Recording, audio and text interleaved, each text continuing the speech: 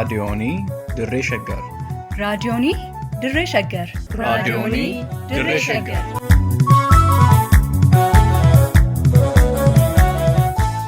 Raadiyoonii Dirree Shaggar. Raadiyooniin Dirree Shaggar torbaan guutuu guyyoodhaan galgalatti sa'aatii tokkorraa eegalee hamma sa'aatii tokkoof walakkaatti dambalii gabaabaa meetir baandii 19 kiiloo heerzii 15,415 irratti qophii dabarsuu amma jalqaba. Raadiyoonii Dirree Shaggar.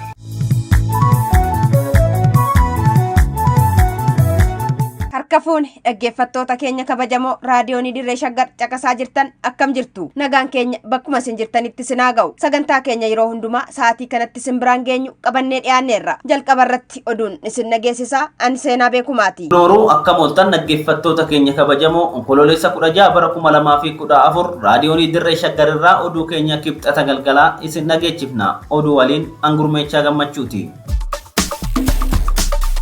Gammoojjiiwwan Baalee Bahaa keessatti hanqina roobaa mudateen hongeen hammaachaa dhufuun ibsame. Gaaga'amni siyaasaa biyya keenyaa furamuu kan danda'u marii biyyaalessaa haqa qabeessa dhugaa fi hunda hirmaachisu qofaanii jedha Koongireesiin Federaalawaa Oromoo. Pireezidaantiin Masrii Abdul Fattah Al-Siisii haala guutinsa hidha laga Abbayyaa irratti Itoophiyaan yeroo qisaasessaa jirti jechuun akeekkachiiseera. Kanneen jedhan ijoowwan oduu keenyaa irraati amma tokko tokkoon isin dhageechisa.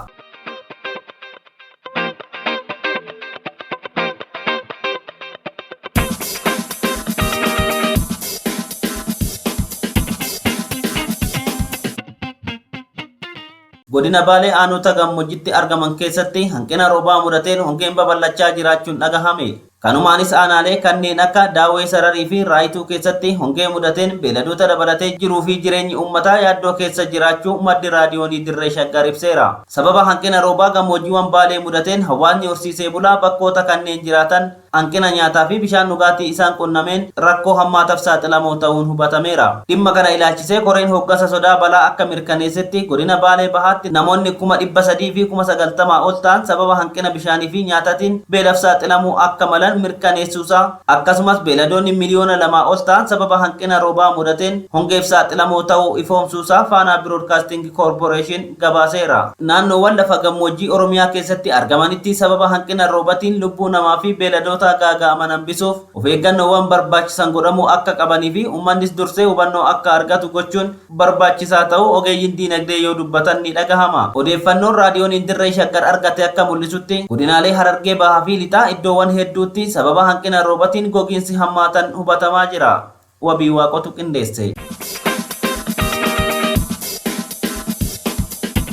Waggoota 3 darbanis ta'ee sana dura gaaga'ama siyaasaa Itoophiyaa yeroo kamuu caalaa hundee gadi fageeffatee fi hammaachaa dhufe furuuf mariin biyyaalessaa hunda hirmaachise akka taasifamu gaafachaa turree jirra kan jedhu Koongireesii Federaalawaa Oromoo ibsa baaseen filannoo biyyaalessaa marsaa 6ffaa bara 2013 irratti filannoon iftoomina hin qabnee fi hunda hin hirmaachifne dimokiraasii fiduu akka hin dandeenye eeruun nageenyaa fi tasgabbiin biyyattii akka mirkanaa'uuf mootummaa hubachiisaa turuusaa yaadachiiseera.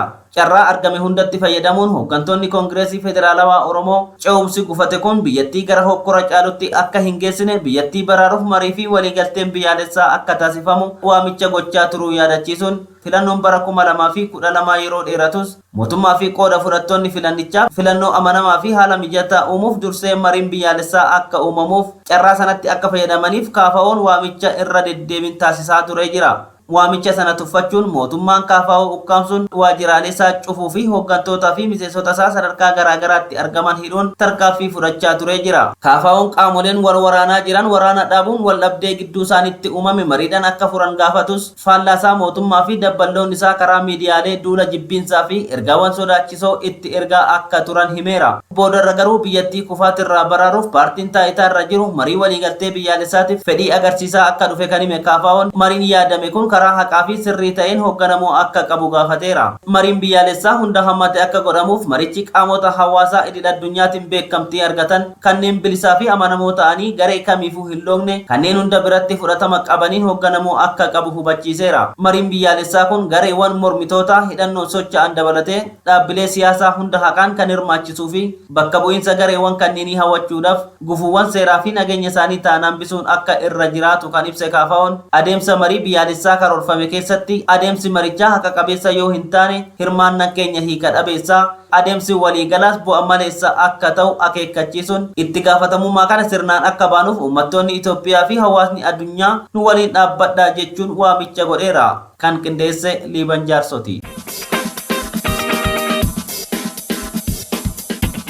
Barsiisaan Yuunivarsiitii Bulee Horaa galgaloo hin sarmuu qaamota mootummaatiin achi buuteen isaa dhabamuun dhagahame. Yuunivarsiitii Bulee Horaatti barsiisaa muummee fookiloorii fi hogbarruu Oromoo kan ture barsiisaa galgaloo hin sarmuu mooraa yuunivarsiitii keessaa qabamuun waajjira poolisii aanatti erga hidhamee baatii tokko kan darbe yoo ta'u yeroo ammaa eessa akka jiru dhabamuu hiriyoonni isaa raadiyoonii Dirree Shaggaritti himan.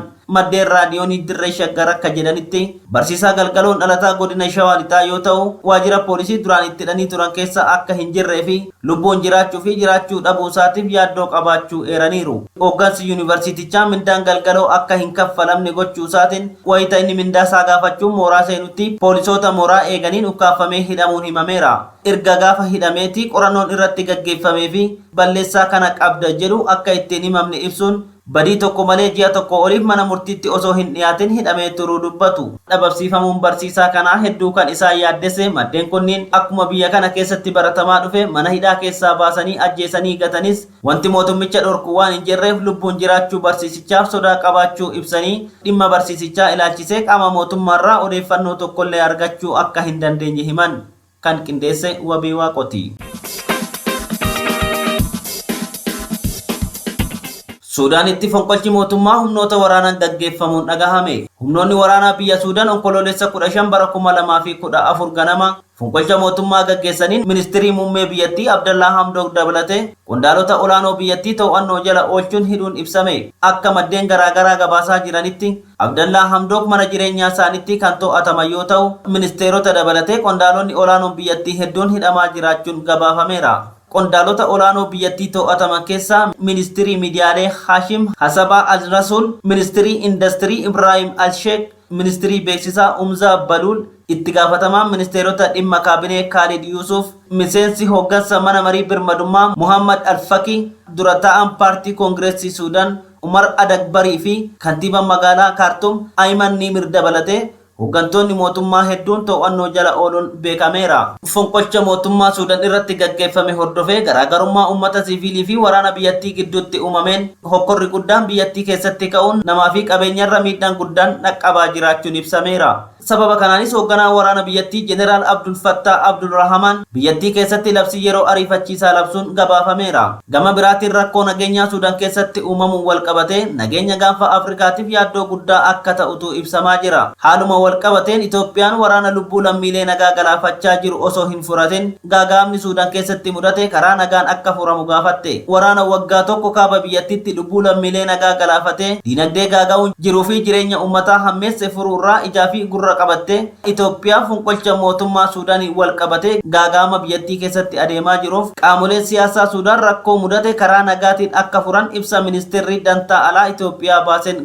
gaafatteetti. Mootummaan Itoophiyaa waggaa tokko guutuu wal waraansa humnoota Tigraay waliin gaggeessaa jiruun marii fi furmaata karaa nagaatti balbala cufuun qawwee fi taankiin rakkoo biyyattii furmaata ta'uu lallabaa jiru. Qooddattoonni siyaasaa Suudaan rakkina mudate kanaan wal qabate haala nageenyaa biyyattii keessa jiru qabbaneessuuf karaa nagaan furmaata akka barbaadan mootummaan Itoophiyaas gama kanaan deeggarsa akka taasisu ibseera. Loltoonni Shaabiyaa guutummaa Itoophiyaa keessatti bobbaafamuun nageenya lammiilee nagaa booressaa osoo jiranuu mootummaan Itoophiyaa fedhiin lammiilee nagaa akka kabajamuuf qaamoleen alaa dhimma keessoo Suudaan keessa akka hin seenne akeekkachiisuun Itoophiyaan fedha dantaa uummata Suudaan cinaa akka dhaabbattu beeksiftee jirti.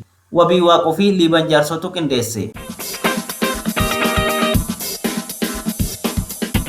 Biyyi keenya haala guutinsa laga Abbayyaa irratti bu'uura seera idil addunyaatiin waliigaltee madaalasaa eeggate barbaaddi kan jedhan pirezidaantiin Masirii Abdul Fattah Al-Siisi Itoophiyaan garuu waliigaltee tokko malee yeroo qisaasessaa jirti jechuun haasaa yaa'ii Abraffaa torban bishaanii magaalaa Kaayirootti taasisaniin akeekkachiisaniiru jechuun toorri maarsariitii Ashiraaq gabaaseera. Akka lakkoofsa faranjootaa jalqaba baatii fulbaanaa bara 2021 manni marii nageenya mootummoota gamtoomanii waldhabdee dhimmoota hidha laga Abbayyaa wal qabatee jiru irratti biyyoonni sadan Itoophiyaa, Masirii fi Suudaan gamtaa Afrikaa jalatti jaarsummaan rakkoo isaan mudate akka furan ajajamanillee Suudaanii fi Masiriin Itoophiyaa waliin waliigaltee seera qabeessa tokkorra ga'uuf waggoota 10 mari'achaa turuu eeruun haga ammaa garuu furmaata tokko hin arganne jechuun komataniiru. Pireezidaantiin Masirii Abdul Fattah Al-Sisi haasaa isaanii dilbata darbe taasisaniin galma misooma Finfinnee ni hubanna garuu biyyi keenya biyyoota addunyaa rooba waggaa gadi aanaa argatan keessaa tokko waan taateef hanqinni bishaanii hidha guddicha laga Abbayyaa wal qabatee dhufu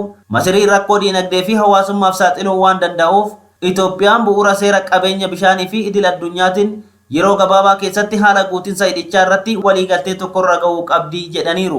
Rakkoo walxaxaa fi waldhabdee hidhichaa wal qabatee biyyoota sadan gidduutti mudate furuuf biyyoonni fi dhaabbileen garaagaraa furmaata barbaaduuf yaalaa kan turan yoo ta'u erga manni maree nageenya mootummoota gamtoomanii dhimmicha gamtaa Afrikaa jalatti haa ilaalamu jedhanii booda Aljeeriyaan biyyoota sadan Itoophiyaa, Masirii fi Suudaan waliin mariisisuuf ministeera dantaa alaashee gara biyyoota sadaniitti ergitee rakkoo kanaaf furmaata barbaaduuf yaaluu ishee gabaasaa turuun keenya ni yaadatama. Liiban Jaarsotu qindeesse. Egaa kabajamtoota dhaggeeffattoota keenyaa oduun ammaaf qabanne kanuma qophii raadiyoonii dirree shaggaraa waliin turtii gaarii.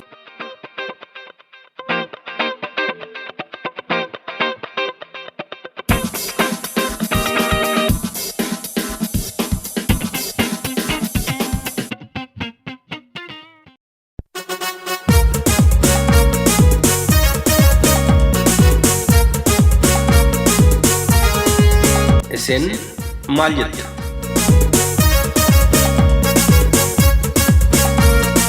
Qophiin yookiin sagantaan isin maal jettu kun dhimmoota garaagaraa uummata keenya yaaddessanii fi quuqan akkasumas kanneen bitaatti galanii fi toomina barbaadan irratti dhaggeeffattoonni waan ofii beekan, waan isaaniif dhugaa ta'e, waan irratti komii qabanii fi waan ifatti baasuu fedhan irratti yaada isaanii kan keessatti calaqqisiisanidha. Isin maal jettu?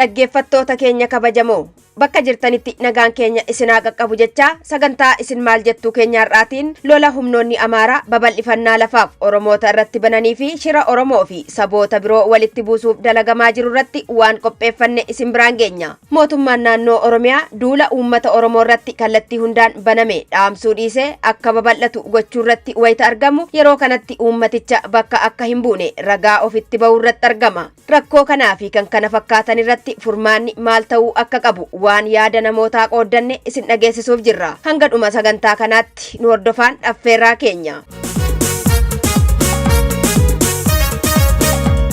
Akkuma beekamu sirnoota mootummaa Impaayera Itoophiyaa sirna bilxiginnaa dabalatee gaafa kallattiin siyaasaa jalaa badee abdii kutatan uummata Oromoo ajjeesuu, ajjeesisuu fi akkasumas saamuu fi saamsisuu irratti xiyyeeffatu. Qabxii kanarratti taatee waggoota muraasa dura wayyaaneen humnoota addaa naannoo Sumaalee keessatti caasaa ijaartee uummata keenya naannoo Sumaalee irraa buqqiftee kaasuun ni danda'ama. Yeroo sanatti haalli bulchiinsa sirna wayyaanee qabsoo uummanni Oromoo keessaa fi alaan qindaa'ee gochaa tureen bututee wayita fiixee kufaatirra ga'utti kallattii qabsoo Oromoo jijjiiruuf jecha saboota uummata Oromoo waliin waggoota dheeraadhaaf nagaan jiraachaa turan walitti buusuu irratti fuulleffate. Karoora isaanii kana milkeessuuf karaa bahaa Oromoo fi Sumaalee, karaa dhihaa immoo Oromoo fi Gumus walitti buusuun lammiilee 100,000 lakkaa'aman qe'ee qabeenyaa isaanii irraa buqqisan. Shira wayyaaneen yeroo sana aangoorra turuuf xaxxe Oromoon carraatti jijjiiruun tokkummaa isaa caalmaatti jabeeffatee umurii sirnichaa ariitiin akka gabaabbatu godhe. Har'as Oppiidiyoon kaleessaa sirna wayyaanee keessatti uummata Oromoo irratti badii gurguddaa dalagaa turte injifannoo uummanni Oromoo dhiigaaf lafeen gonfate sana butuun aangoo qabattee bifuma bara wayyaanee raawwatameen uummata Oromoo fi saboota biroo baroota dheeraadhaaf nagaan waliin jiraachaa turan walitti buusuu irratti xiyyeeffatte.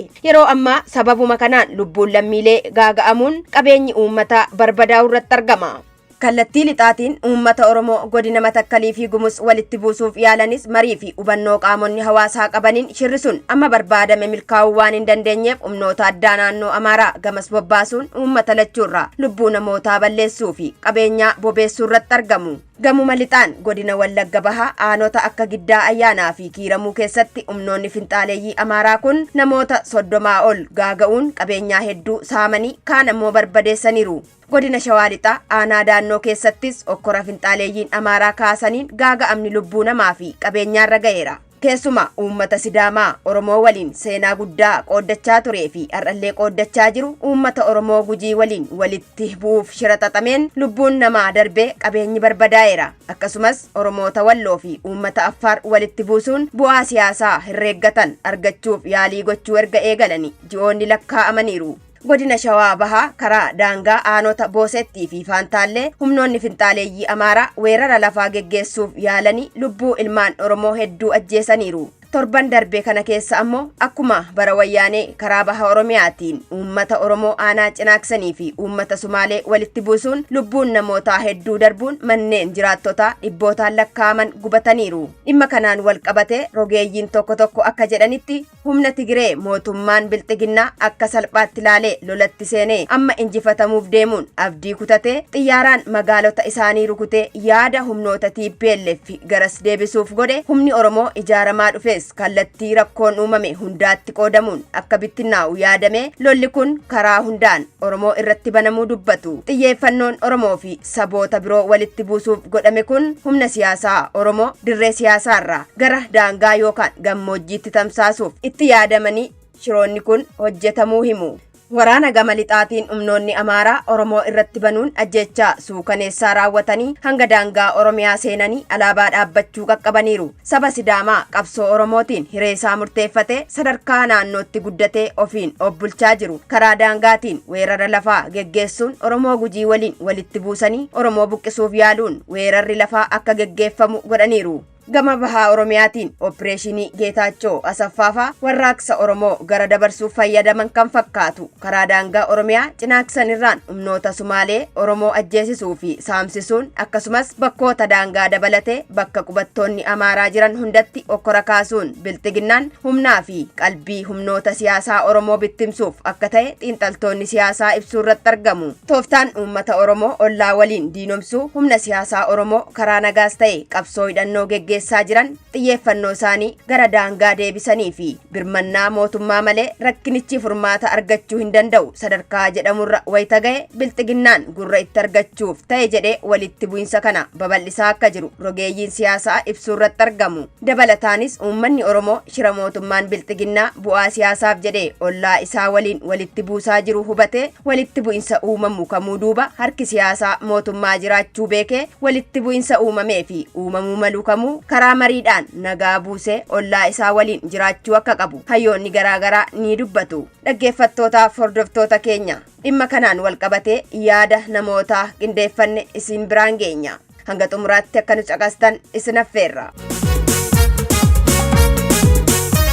Waggoota sadan kana keessa wanti deemamaa jiru wanti hundumtuu lafa jira ifadha. Karaa Wallaggaa yoo ta'e waraana guddaatu jira, karaa Gujii, karaa Booranaa. Amma naannoon Oromiyaa waraanni hin jirre jettu tokkollee hin jiru. Dabalata kanaan immoo uummanni Oromoo rakkoo hamaa kana keessa osoo jiru humni Abuut wajjin lolli isaan adeemsaa jiran torban tokko xumuranii jalqabanii kunoo waggaa tokkoof kan itti deemaa jiru. Sunillee humna mootummaa Bilxiginnaa kana baay'ee dadhabsiiseera. Baay'ee hamma isaan ijaajjuu hin dandeenyetti isaan dhorkaa jirani.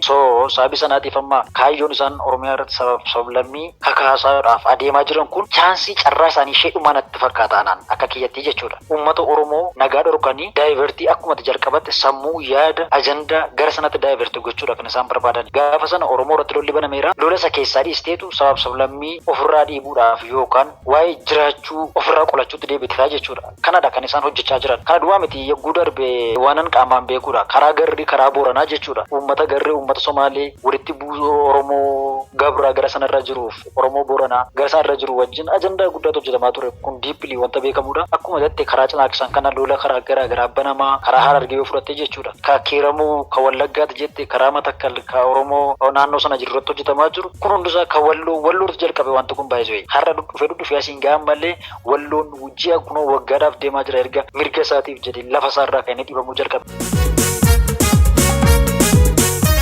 Dubbiin akkanaa, gochoonni akkanaa, gocha sukkanneessaa, gocha badii, gocha duula baneessaa saba kanarratti Oromoo irratti godhan karaa garaa garaatiin har'a miti. Duruma durii irraa as dhufe.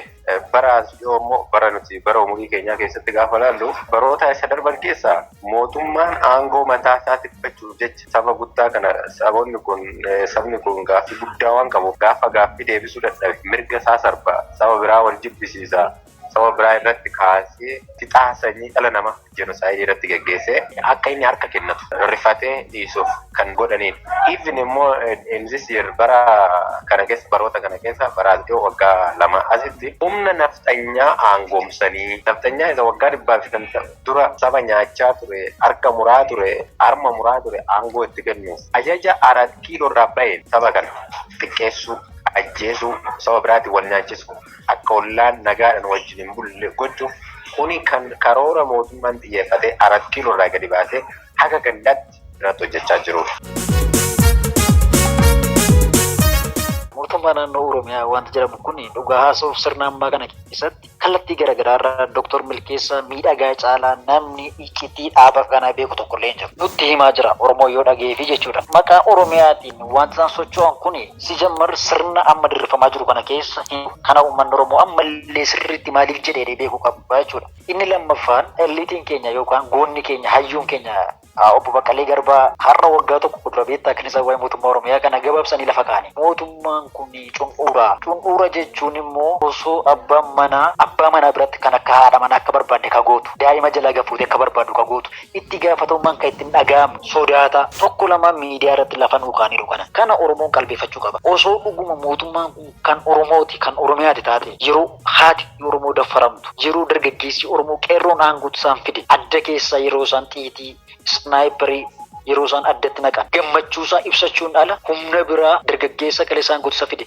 humna biraadha jedhee maqa balleessuun ala guyyaa takka dubbatee hin beeku. Dargaggeessi naannaa biraa tokko garuu yoo du'e miidiyaa meeqatu ibsa laata biyya kana keessa miidiyoonni jiran kan eenyu akka ta'an uummanni keenya sirriitti beekaa jechuudha. Kanaatiif mootummaa naannoo Oromiyaa wanti jedhamu kun ana biratti fudhataman qabu hin jirus mootummaan jiru mootummaa bilisiginnaati.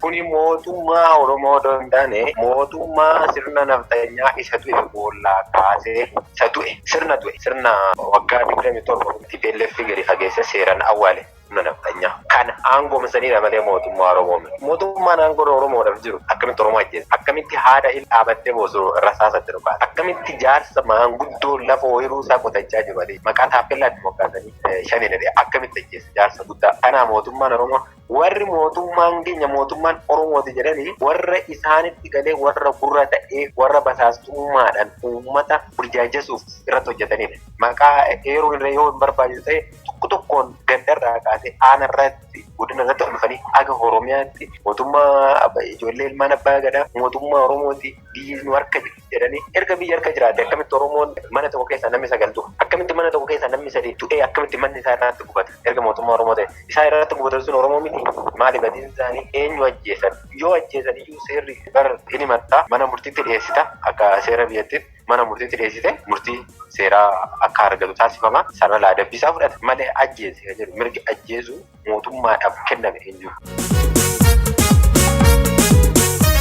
Mootummaa Oromoo doon ta'e mootummaa nafxanyaa kanaan gora jiru humna nafxanyaa sirni deemaa jiru sirna nafxanyaa isa qofa miti aadaa balleessuudhaaf itti duulaa jiru afaan balleessuuf kunoo itti duulaa jiru sirni barnootaa haa jijjiiramanii balleessaa jiru safuu Oromoo irraa ulquuf galgalaa ganama waan isaanii hin hojjenne jiru waa'ee Oromoo balleessuudhaaf mootummaan Oromoo filatamee jiru Oromoon mootummaa qabu jiru mootummaan Oromoon qabu gariin mana hidhaa gariin dirree waraana bilisummaa Oromootti makamee warri humna Oromoodhaaf hin yaadate dargaggeessi hidhatee bosonatti galee kan sammuudhaan uummata kanaaf qofamiti addunyaaf ta'u immoo roorroof gidiraa baatanii mana hidhaatti rakkachaa jiru hin beekne warra hin bulche jedhanii warra Oromoon nan qaba jedhee ija isaa agartuu isaa godhatu achitti roorroo itti mammaakamaa jira mana hidhaatti. San malee Oromoon mootummaan qabu mootummaan Oromootiin jiru. Mootummaa Oromiyaa mootummaa Amaaraa gaafa jennu federaalizimii appilaayi gochaa akka jiranitti kan nuti yaadnu. Kun sirna federaalizimii keessatti yoo waa'ee federaalizimii baay'ee beekuu baaddayyoo jechuudha. Kanaatiif mootummaa naannolee waan jedhamu amma barbadaa'eera hin jiru. Sirna tokko jira. Kanaatiif mootummaan naannoo Oromiyaa Oromoof dubbachuu qaba kan jedhu uummanni kana yaadaa jira yoo ta'e sammuusaa keessa haquu qaba hin jiru kun. Jala muree beekuu qaba uummanni keenyaa jechuudha. Kanaaf dubbachuu dide osoo dhuguma mootummaa qabna taane waraanni jiru poolisiin jiru kan Oromiyaatu ta'e bulchiinsi jiru kan Oromiyaatu soo ta'eeti. Gaafa sabni inni bulchu gaafa sabni inni bulchu baqatu gaafa sabni inni bulchu qe'ee isaarraa buqqifamu as karaa kiramu as darbee uummanni naannoo Amaaraa as darbee Oromoo ajjeese dullaan tumee ajjeese yogguu inni alaabaa isaa dhaabbatu qaamni dubbate takka hin jiru. Abaawo shaneetu akkas gochaa jira. Abaawo shaneetu alaabaa Minilik dhaabaa kiramuu keessa deeme kun bar waan miidiyaa irratti ijaan argamedha. Soba kan qabu kan soba keessaa hin qabne jechuudha. Booranatti dargaggeessi Oromoo qoraattii irra isaan adeemsanii ajjeesan poolisii Oromiyaatu ajjeese bara poolisii federaalaa miti poolisii makalaakaa Itoophiyaa miti. Namoota kanaan akkamitti poolisii Oromiyaa yookaan mootummaa naannoo Oromiyaa jechuu dandeenya? Never. Wanta akkas jiru hin jiru. Mootummaa naannoo Oromiyaa kan jiru Oromoof kan dhaabbate biyya kana keessa hin jiru. Biyya kana keessatti uummanni Itoophiyaa wal dadhabee hin beeku. Waggaa dheeraadhaaf kan uummanni kun waliin jiraate waliin jiraachuu isaa keessatti immoo hawaasummaa walii wajjin jiraatee beekaa politikaalii walii siyaasa walii wajjin jiraatee beekaa wal dadhabee hin beeku jechuuf hin jedhee wanti uummata Itoophiyaatti yookaan uummata Oromootti dhufu yeroo hundumaa karaa mootummoota biyya bulchanii shira mootummaan hojjetuunidha. Sablammii walitti buusuuf ka adeemanii jechuudha.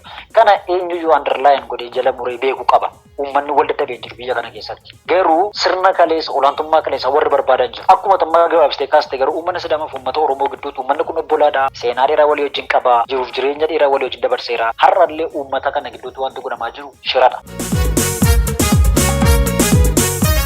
Oromoon ollaa isaa waliin nagaa'u. Daangaa isaa bakka jirutti tikfachuu, nama isaa bakka jirutti eeggachuu, yaada fudhachuu, yaada sirrii ta'e fudhachuu, eenyurraa Oromoorraa, Oromoo isaa matee fuuldura bahee Oromoof nan dira jedhu hayyootarraa, beektota garaagaraarraa yaada akkamii fudhachuu qabu, yaada ijaarsaa, yaada diigumsa hin qabne. Keessa eeriyaa kam keessa Oromiyaa keessa daangaa Oromiyaa irra isaa ta'u maanguddoon biyyaa hin jiru. Maanguddoo warra siyaasan dhaqanii birriidhaan deemanii bitamanii ani abbaa gadaati, ani abbaa gadaa eessatiin mandara keessa yaa'anis sana odoo hin taane warra haraara buusu tole jedhanii irraa yaada gaarummaa fudhachuu Oromiyaa keessa eeriyaadhuma kamiyyuu haa ta'u saba nagaa irratti lafaa ka'ee duuluun qabu Oromoon. Yoo karaa hidhannoo ta'e hidhannoo wal fakkaataadhaan, karaa tokkummaa ta'e tokkummaa wal fakkaataadhaan, karaa ijaaramoo ta'e ijaaramis wal fakkaataadhaan mootummaa humna kana ajajee saba biraarratti sinirratti ka'ee Oromoon siffituu fi qe'ee keessan gubuu fi qe'ee keessan balleessuu fi sin nyaachuu fi sin ajjeesuu fi jedhee irratti duulchisanii Oromoon dhala isaa odoo arguu hoggaa ajjeesan, haadha isaa odoo arguu hoggaa ajjeesan, abbaa isaa akaakilee abaabilee jaarsa maanguddoon salphatee safuun irraa folqame gaafa argu kana noo jedhee jala dhaabbachuu.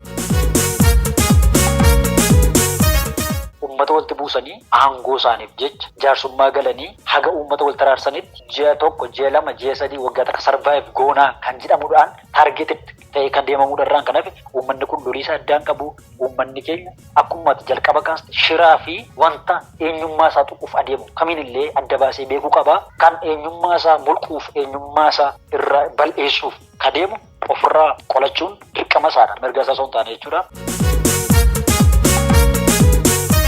Haasawaan hawaasaa sirriitti gahee guddaa taphata jedheen yaada. Diyaaloogii kana keessatti immoo hayyoonnumti ala jiran karaa miidiyaa garaagaraatiin saba biraa irree affeerraa gochuuf namoota beektota saba biraa keessa jiran affeerraa gochuu fi affeerraa isaan godhan haasaa diyaaloogii irratti gochuudha. Isaan booda waan furmaata ta'u natti fakkaata. Oromoo keessaa qofa diyaaloogii godhanis gaarummaa hin qabu. Miidiyaanuma karaa addunyaan dhaga'uu qabdu, karaa sabni sun dhaga'uu qabdu. Fakkeenyaaf saba Affaaroo fudhattee uummata Somaalee warra Bushkanoo fudhatte isaan keessaa aktivistoota isaanis haa ta'u qaama manni sun irraa dhaga'u laanguweejii isaaniitiin maal daangii isaaniitiin sirriitti diyaaloogii godhanii haasaa akka Oromoo isaa irratti taasisu hin deemne akka Oromoon jibba sabaa hin qabne kanaaf sirriitti hojjetanii miidiyaa karaa FBS haa ta'u karaa Tiwiiteris haa ta'u karaa miidiyaa televezyiinota sagalee dhugaa dabarsan haa ta'u kanaan gara sadii sirriitti irratti gad hojjechuu nutumti immoo warri biyya keessa jiru miidiyaa barreeffama garaagaraati barreeffama dheeraa laanguweejii garaagaraati uummata san bira akka dhaqqabutti gochuudha. Asumaaniyyuu gahee keenya akka baanu jedhaanii uummata saba bal'aa kana akka saba Oromoo tokkotti kanan dubbadhu nuti saba biraa irraa jibba tokko hin qabnu. Jibbi nuti qabnu naftanyaa isa duula Oromoo irratti geggeessaa jiru irraa jibba qabna. Jibba maalidha warra gumaati nuti. dhaggeeffattoota raadiyoon dirree shaggar sagantaa isin maal jettu har'aatiin lola karaa daangaaleetiin uummata Oromoo irratti gaggeeffamaa jiru ilaalchisee qopheeffanne kanumaan goolamneerra. Kan qopheesse Wabii Waaqooti. Gulaalaan Abdii Waaqayyoo kan isiniif dhiyeesse immoo ani Seenaa Beekumaati. Torban nuuf dhimma biraatiin hanga walitti deebinutti nagaan nuuf tura.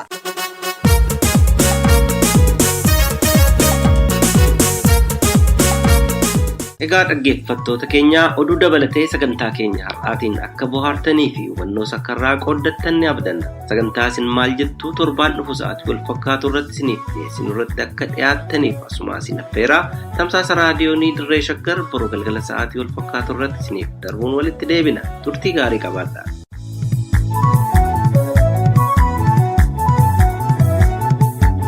raadiyoonii dirree shaggar raadiyoonii dirree shaggar raadiyoonii dirree shaggar